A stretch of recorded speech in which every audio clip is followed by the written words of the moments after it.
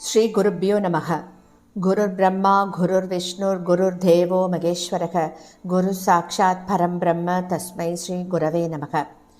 சதாசிவசமாரம்பாம் சங்கராச்சாரிய மத்தியமாம் அஸ்மதாச்சாரிய பர்யந்தாம் வந்தே குரு பரம்பராம். குரவே சர்வலோகானாம் விஷஜே பவரோகிணாம் நிதயே சர்வவித்யானாம் தட்சிணாமூர்த்தயே நமக. ஸ்ருதிஸ்மிருதிபுராணானாம் ஆலயம் கருணாலயம் நமாமி பகவத்பாதம் சங்கரம் லோகசங்கரம். सदात्मध्याननिरतं विषयेभ्यः पराङ्मुखं नौमि शास्त्रेषु निष्णातं चन्द्रशेखरभारतीं. विवेकिनं मगाप्रज्ञं धैर्यौधार्यक्षमानिधिं सदा अभिनवपूर्वं तं विद्यातीर्थगुरुं भजे. भारतीकरुणापात्रं भारतीपदभूषणं भारतीपदमारूढं भारतीतीर्थमाश्रये. विद्याविनयसम्पन्नं वेदरागं विवेकिनं वन्दे वेदान्ततत्त्वज्ञं विदुशेखरभारतीम्. அனைத்து பெரியோர்களுக்கும் நீலாயுதாட்சி குமாரின் நமஸ்காரங்கள். பிரதி குருவாரம் நம்ம சிங்கேரியில் சங்கரரை பத்தி கேட்டுருக்கோம். குருநாதர்களோட பேரருள்ள இந்த காவியத்தின் நூலாசிரியர் திரு கே நாராயண சுவாமி அவர்கள். இவர் எழுதிய புத்தகத்தின் ஒவ்வொரு வரிகளையும் நாம அனுபவிச்சு கேட்டுருக்கோம். பிரதி குருவாரத்திலையும் போன வாரத்தின் தொடர்ச்சியை தான் தொடர்ந்து கேட்க போகின்றோம். 126வது வாரமாக துங்கபத்ரையின் வடதிசையில் ஒரு மத்தியான வேளையில் இளம் சன்னியாசி ஒருவர் தன்னுடைய அனுஷ்டானங்களை எல்லாம் பண்ணிட்டு இருக்கார். அந்த இடத்துல ஒரு பிராமணோத்தமரும் ஒரு இளம் சன்னியாசியின் வரவை எதிர்நோக்கி காத்திருக்கார். அந்த இளம் யதி அந்த பிராமணோத்தமரை பார்த்து கேட்கிறார், தாங்கள் யாருக்கோ காத்து கொண்டிருப்பதாக தோன்றுகிறதே அப்படின்னு. இவரும் சொல்றார், தன்னுடைய குருநாதரிட்ட கட்டளையை நிறைவேற்றுவதற்காகவே காத்து கொண்டிருப்பதாக சொல்றார். மேலும் அந்த பிராமணோத்தமர் சொல்றார், நான் ஒரு இளம் யதியை எதிர்பார்த்துத்தான் காத்து கொண்டிருக்கேன் அப்படின்னு சொன்னதும் அந்த இளம் யதி பரபரப்போட கேட்கிறார், உங்கள் குருநாதர் அந்த யதியின் பெயரை குறிப்பிட்டு சொல்லி இருக்காரா அப்படின்னு கேட்கிறார். பிராமணோத்தமரும் பதில் சொல்றார், சொல்லி இருக்கார் அப்படின்னு. சொல்லி இருக்கார்னு சொல்லிட்டு அந்த இளம் யதியோட பேரையும் சொல்றார். அதை கேட்டதும் அந்த இளம் யதி சத்குரு அப்படின்னு கைய மேலே உயர தூக்கி நமஸ்காரம் பண்றார். அதை பார்த்துட்டு இந்த பிராமணோத்தமரும் சுதாரிச்சுண்டு தன்னோட அவரை ஊருக்கு வரும்படியும் குருநாதர் அவருக்காக காத்து கொண்டிருப்பதாகவும் சொல்றார். ஆனால் அந்த இளம் யதி உடனே பதில் சொல்றார், குருநாதர் எனக்கு சில கட்டளைகளை இட்டிருக்கிறார், அதை நான் மீறுவதற்கு இல்லை அப்படின்னு சொல்லிட்டு மேலும் சொல்றார். அதனால நாம் இங்கேயே தங்கி இருக்க விரும்புகிறோம். தாங்கள் உடனே சென்று நான் யாத்ரா கிரமமாக இந்த தீர்த்தக்கரைக்கு வந்திருப்பதாகவும் அவரை தரிசனம் செய்ய விரும்புவதாகவும் சொல்லிவிட்டு அவருடைய ஆக்ஞையை தளர்த்தி நகரத்திற்குள் நான் வருவதற்கு அவருடைய அனுமதியை பெற்று வருவீர்களாக அப்படின்னு சொல்றார் அந்த இளம் யதி. அவர் சொன்னதை கேட்டதும் அந்த பிராமணர், நாராயண ஸ்வரூபரே, நான் சொல்வதை தயவு செய்து கேளுங்கோ. தங்களுடைய குருநாதர் இங்கு வந்து சில ஆண்டுகள் ஆகிவிட்டது. வயது முதிர்ந்து கடுமையான விரத அனுஷ்டானங்களால் உடலில் சக்தியும் குறைந்து மிகவும் பலகீனராக காணப்படுகிறார். தம்முடைய நிர்யாண காலத்தை நாளைய சுக்லத்ரயோதசி என்று தாமாகவே நிர்ணயம் செய்து கொண்டு படிப்படியாக பிக்ஷை எடுத்துக் கொள்ளுவதையும் குறைச்சு கொண்டு இப்போது ஆச்சமனத்திற்கு மட்டும் தீர்த்த பிரச்சாரம் செய்துண்டு பிரம்ம தியானத்துல இருந்துண்டு வரார். இன்றைக்கு மாலை வரை துவாதசி, பிறகு திரையோதசி அவர் பிரதிக்கை செய்தால் அதை யாரும் மாற்ற முடியாது என்பது தங்களுக்கும் தெரிந்திருக்கும். நீங்கள் எப்படியும் வந்து சேர்ந்து விடுவீர்கள் என்று அவருக்கு தெரிந்திருக்கிறது. அது அவருடைய யோக பலத்தினால் மட்டுமே தெரிந்த விஷயம். ஆகையால் அவர் தங்களுக்கு விதித்திருந்த அந்த நிபந்தனை தங்களை பார்த்து அழைத்து வரும்படி எனக்கு இப்போது இட்ட ஆக்கையால் விலக்கப்பட்டதாக கருதி தாங்கள் உடனே என்னோடு வாருங்கள். அவருடைய கடைசி தரிசனம் உங்களுக்கு கிடைக்கட்டும்னு சொல்றார் அவர்.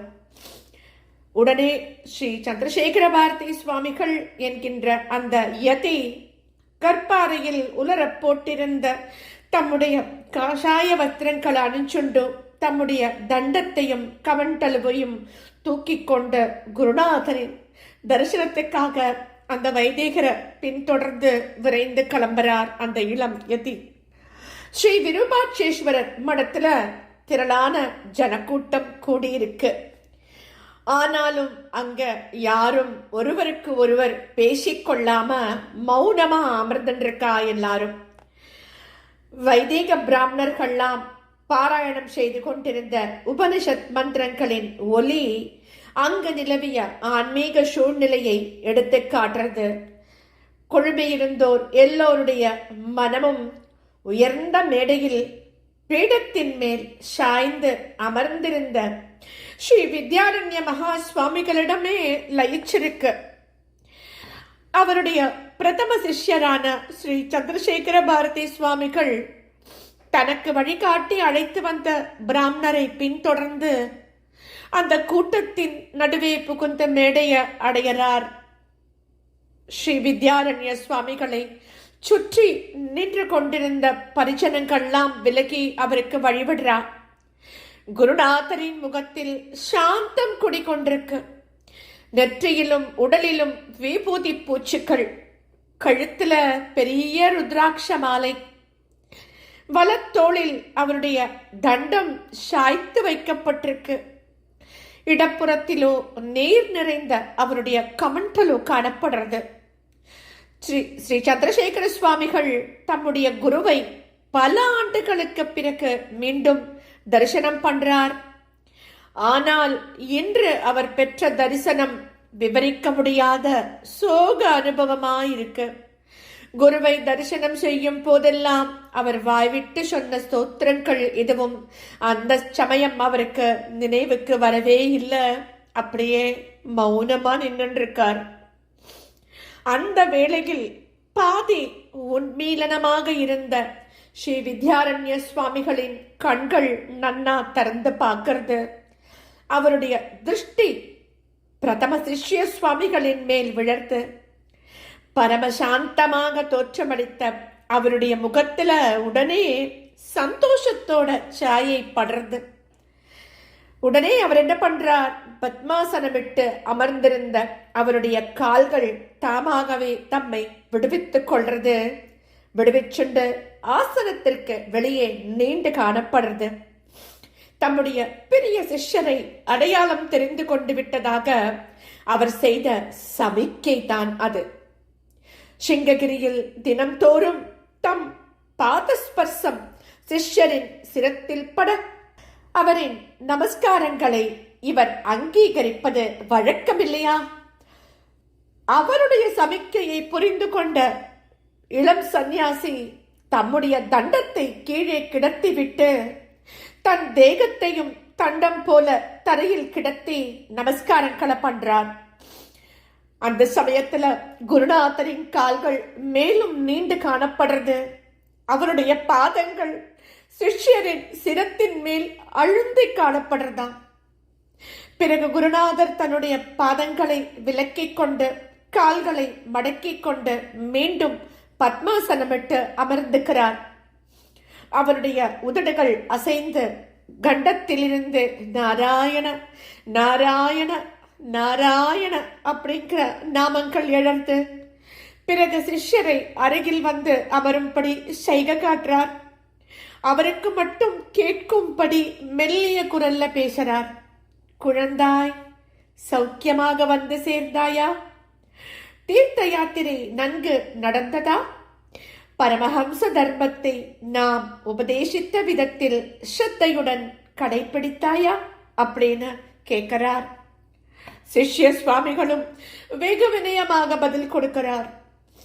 தங்களுடைய ஆசீர்வாத பலத்தினால் சந்நியாச ஆசிரமத்தின் கடுமையான ஆச்சாரங்களை எல்லாம் எவ்வித சிரமமும் இல்லாமல் கடைபிடிச்சேன்.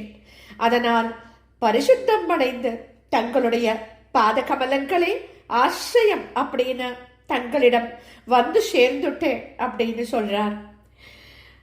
குருநாதர் கேட்கிறார், அதை பற்றி சற்று விவரமாக சொன்னால் இந்த குரு பரம்பரைக்கு நீ சரியான வாரிசாக தயாராகிவிட்டாய் என்கின்ற மன திருப்தி எனக்கு ஏற்படும் அப்படின்னு சொல்றார் ஸ்ரீ வித்யாரண்ய மகா சுவாமிகள். இளம் யதியும் சொல்றார், ஆஹா சொல்லுகிறேன் அப்படின்னு சொல்லிட்டோ பேச ஆரம்பிக்கிறார் ஸ்ரீ சந்திரசேகர சுவாமிகள். தாங்கள் உபதேசம் பண்ணியபடி உலகத்தின் எந்த காட்சியையும் உற்று நோக்காமல் எதிலும் சம்பந்தம் இல்லாமல் சஞ்சாரம் பண்ணினேன். எங்கேயும் யாருடைய சகாயத்தையும் கோரவில்லை. எதையும் அபேட்சிக்காமல் மிகவும் ஜாக்கிரதையாக இருந்தேன். கிராமங்களையும் நகரங்களையும் தவிர்த்தேன். இரண்டாவது மனிதருடன் சேர்ந்திருப்பதையும் தவிர்த்தேன். ஏகாங்கியாகவே சஞ்சாரம் பண்ணிக்கொண்டு பிக்ஷுவின் தர்மத்தை அனுஷ்டானம் பண்ணினேன். அதனால் ராஜாங்க விஷயங்கள் பேசப்படுவதையும் பிக்ஷையை பற்றி விசாரணைகளையும் தகவல்களை அறிவதையும் ஆன்மீக சாதனைகளுக்கு உபயோகமில்லாத சிநேகங்களையும் தவிர்க்க முடிந்தது என்னால். எப்போதும் எங்கும் நிறைந்த விஷ்ணுவையும் மகேஸ்வரரையும் மனசில் தியானம் செய்து கொண்டு நானே பரபிரம்மம் என்று ஸ்மரித்துக் கொண்டும் சுகத்தையும் துன்பத்தையும் சமமாக பாவிச்சுக் கொண்டும் கையில் விழுவதை மட்டும் பிக்ஷையாக ஏற்றுக்கொண்டும் யாரிடமும் விரோத பாவமில்லாமல் ட்ரீச்சர், பசு, குதிரை எல்லாவற்றையும் எந்தவித வித்தியாசமும் இல்லாமல் ஒரே பரபிரம்ம ஸ்வரூபமாக கருதியும் சஞ்சாரம் பண்ணிண்டு வந்தேன். இப்படி சிஷ்ய சுவாமிகள் சொல்றார். சிஷ்ய சுவாமிகள் தமக்கு குருதீர்த்த யாத்திரைக்கு புறப்படுகையில் செய்த உபதேசங்களை நனவுபடுத்திண்டோ ஒவ்வொன்னா இப்படி சொல்லி முடிக்கிறார். அவற்றை தான் அனுஷ்டித்து கடை தேர்ந்ததாகவும் சொல்றார். ஒரு கட்டத்தில் அவர் சொல்லிண்டே வரும்போது ஒரு கட்டத்தில் ஸ்ரீ வித்யாரண்ய மகா சுவாமிகள் தம்முடைய வலக்கரத்தை உயர்த்தி, போதும் அப்பா, மிகவும் சந்தோஷம், நீ வைராக்கிய நிலையை அடைஞ்சுட்டாய், அதிலேயே திடமாக நிலைத்து நிற்பாயாக அப்படின்னு ஆசீர்வாதம் பண்றார். அப்புறம் சொல்றார், குரு கைங்கரியம் செய்யவில்லையே என்கின்ற குறையும் உனக்கு இருக்க வேண்டாம். ஒரு விசிறியை எடுத்துட்டு வந்து எமக்கு விசிறுவாயாக அப்படின்னு கேட்டுக்கிறார் அவர். ஸ்ரீ சந்திரசேகர பாரதி மகா சுவாமிகள் அப்படியே செய்ய ஆரம்பிக்கிறார். ஸ்ரீ வித்யாரண்ய சுவாமிகள் கண்களை முடிண்டு பீடத்துல சாஞ்சுண்டு உட்கார்ந்துக்கிறார். உபனிஷத் பாராயணம் தொடர்ந்து நடந்துட்டே இருக்கு. அரசரும் அரச குடும்பத்தினரும் அதிகாரிகளும் வைதிகாலும் பொதுஜனங்களும் எந்தவித வித்தியாசமும் இல்லாம அந்த கூட்டத்துல கலந்து இருக்கா. வேத மந்திரங்களின் ஒலியை தவிர வேறு எந்த சப்தமும் அங்க எழல. நாழிகைகள்லாம் கழிச்சுண்டே வருது. வெகு நேரம் கழிச்சு ஸ்ரீ வித்யாரண்ய மகா சுவாமிகள் கண்களை திறக்கிறார். நிமிர்ந்து அமர்ந்துக்கிறார். சூரியாஸ்தமனம் ஆகிவிட்டதோ அப்படின்னு மெல்லிய குரல்ல கேட்கிறார். அப்போதான் சூரியாஸ்தமனம் ஆகின்றிருக்கு. மகா பிரதோஷ காலம் தொடங்கி விட்டுருக்கு அப்பதான். ஆனாலும் யாருமே பதில் கொடுக்கல அவருக்கு. ஸ்ரீ வித்யாரண்ய சுவாமிகளின் கண்டத்திலிருந்து பிரணவ மந்திரத்தின் ஓங்காரத்வனி நீண்டதாக எழர்ந்து அவருடைய உடல் பீடத்தில் பின்பக்கமாக சாயர்ந்து. ஸ்ரீ சந்திரசேகர பாரதி சுவாமிகள் விசிறிய கீழே போட்டுட்டு பாய்ந்து குருவின் அருகில் அமர்ந்து அவருடைய தேகம் முழுவதும் தன் மேல சாட்சி வச்சுக்கிறார். நாராயண நாராயண நாராயண அப்படின்னு நாராயண ஸ்மரணம் செஞ்சுண்டே குருநாதரின் முகத்தை பார்க்கிறார். அந்த திவ்ய முகத்தில் திவ்யமான புன்னகை தவழுவதை பார்க்கிறார். ஜீவன் முக்தராக இருந்து கொண்டிருந்த ஸ்ரீ வித்யாரண்ய மகா சுவாமிகள் அந்த கணத்தில் விதேக முக்தராக ஆகிட்டார் அப்படின்னு எல்லாருக்கும் புரியுது. நாம ரூபசகிதராக இருந்தவர் நாம ரூப ரகிதமாக பிரம்மமாக தமது ஸ்வயநிலையை அடைச்சுட்டார். அக்ஷய வருஷம் சைத்திர சுக்ல திரையோதசி புண்ணிய திதி அன்று ஸ்ரீ வித்யாரண்ய மகா சுவாமிகள் முக்தி அடைந்தார் அப்படின்னு சரித்திரத்துல பதிவாகி இருக்கு.